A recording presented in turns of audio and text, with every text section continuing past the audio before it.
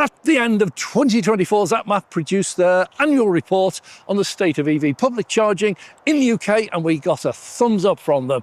80% of all the motorway services now have 6 or more ultra-rapid chargers. So guess what?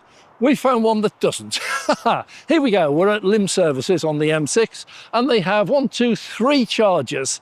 And, well, the more you look at this one, the more weird it gets. They're 50 kilowatt chargers, so they're not ultra rapids, they are rapids. They don't count on this ZapMap report.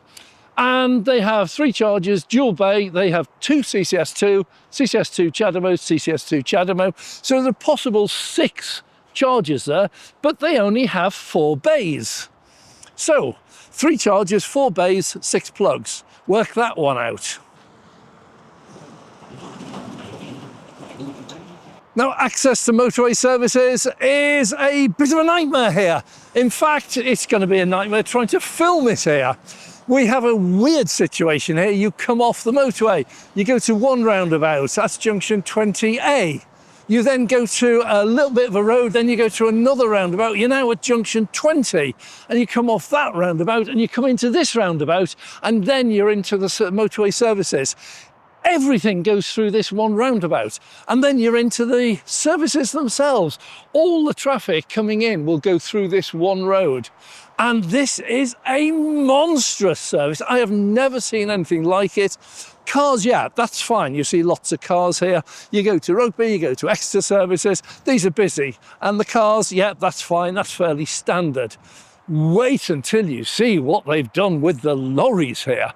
That is going to open your eyes to what's going on with road transport and why this government is so keen to try and get our emissions down to a level that doesn't kill us.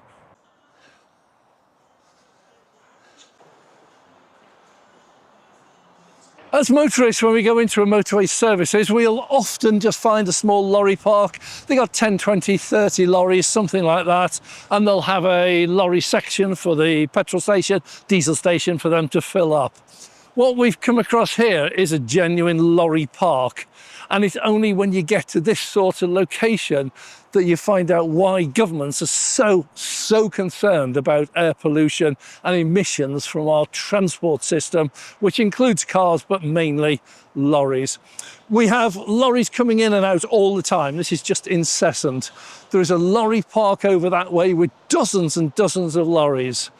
There is a washing section there, cleaning section, and a service centre. And over in the distance there, you can see a couple of yellow ones. There's a huge area down there where there's 40, 50, 60 lorries, and they're all parked up. This area here is about 6 layers deep, and behind there is the diesel filling station, and it's about 8 or 10 lanes, so they can get a throughput there, and all of these will be filling up at some time. As we go across that way, this goes just as far as the eye can see. There are lorries right the way through. I need to be aware here, but there are lorries right the way through to the motorway. It's about another 200 or 300 yards, and then they are stacked right the way up the side as well. There must be hundreds and hundreds of lorries here. Each of those, they will pay to stay here overnight. We've noticed the charge is £23. We find loads and loads of international signs. There's Turkey, Spain, Germany, Poland. Don't recognise half of them, but there's loads up there. And then you'll see it on the number plates as well. Obviously some British ones, but also a load of foreign plates all over the place. This is an absolutely incredible logistical nightmare, and yet it runs so incredibly smoothly. I'm just amazed at the size of it. I do an awful lot of motoring, I have done all my life, but I've never seen anything on this scale. And this is just one of many. As you go up the motorway from here, you get up towards the Lake District. There's another truck stop up there, which is probably a sort of mirror image of this, and that one's again just designed specifically for trucks, and I'm sure these are repeated right throughout the country. It is a huge logistical exercise. I really would like to take you and show you the extent of this. Going that way, I wouldn't make it. The lorries in and out continuously. So we're going to go for a walk this way.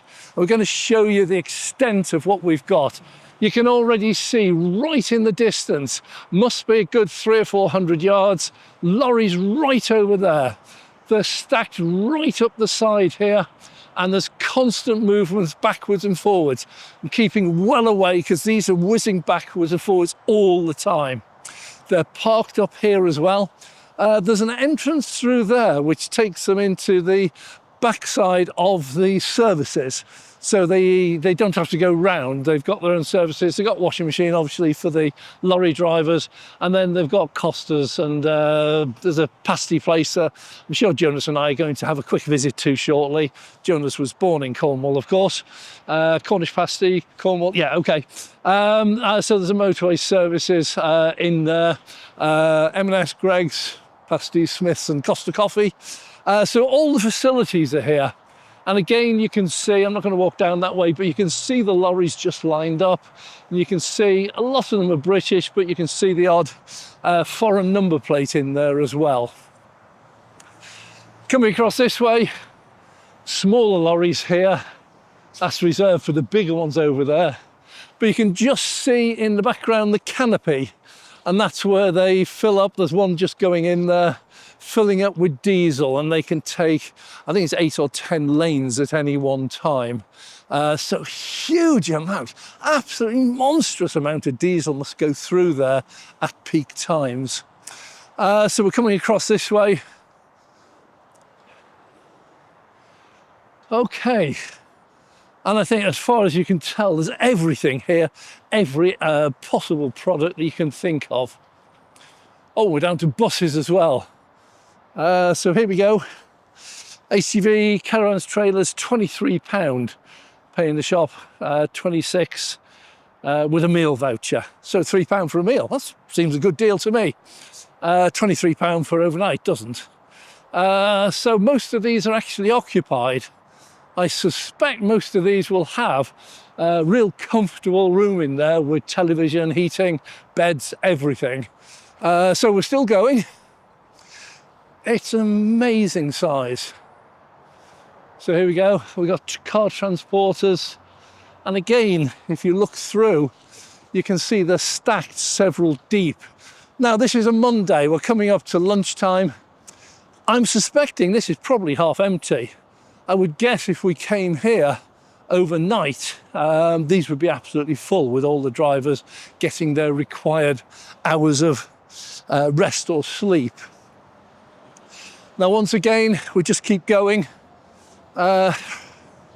We've got extra long loads over there, more lorries there, lorries through there. I am quite amazed at the sheer numbers we have here. And when we look down this way, oh, that one's just pulled in and blocked the view.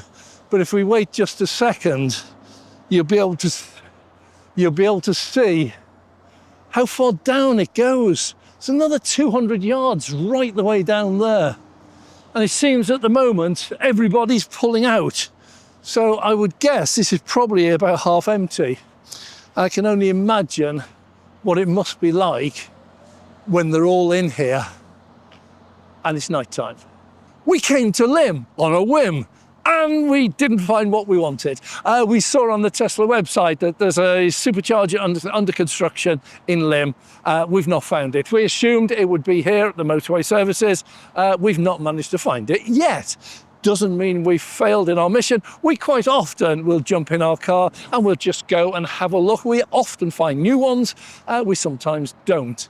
What struck me here, though, having walked through the lorry park, many people don't realise that the government is very, very keen to cut down all exhaust emissions for all transport. That includes the lorries. And for those of you who've watched this little section, you'll find that the lorries here, absolutely staggering number of lorries, each of those running on diesel, and fully loaded, they'll be pouring out emissions. Interesting point that Tesla, when they launched their V4 charger with the V4 cabinet, these are capable of 500 kilowatts at up to 1,000 volts, so ideal for all cars. Most people don't realise that the lorries themselves are subject to the same EV mandate as cars. In other words, by 2035, lorries also need to be electric to cut the emissions down to zero again. And what that means is that these Tesla V4 chargers with the V4 cabinets are capable of providing 1.2 megawatts of charging into a different plug specifically for, over in America they call them semis, here we call them lorries. So over the next 10 years, we are going to be seeing lorries coming on the road. Some of them will be Teslas, some will be Volvos, some will be Scanias. It's going to be a wide variety. They're going to be electric. I follow a German trucker who actually drives an electric lorry in Germany. Fascinating to watch. I'll leave a link for that down below. And he tells of his exploits of driving 100% EV lorry. These big lorries, the big heavy-duty ones over there. We're going to be seeing them on our roads. It's quite possible that this could be the location for Tesla for one of their first lorry charging stations with the new V4 chargers with the 1.2 megawatt lorry plugs.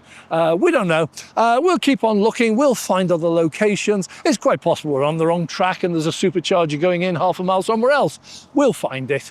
But in the meantime, we will search the country for you, our viewers, and we'll find what's going on, where it's going on. Some of the information we can get by searching the internet. A lot of it we get by coming out and talking to people and finding out from the horse's mouth. So for the moment, from Lymm, pretty cold, probably go and get a pasty. I'm Dave.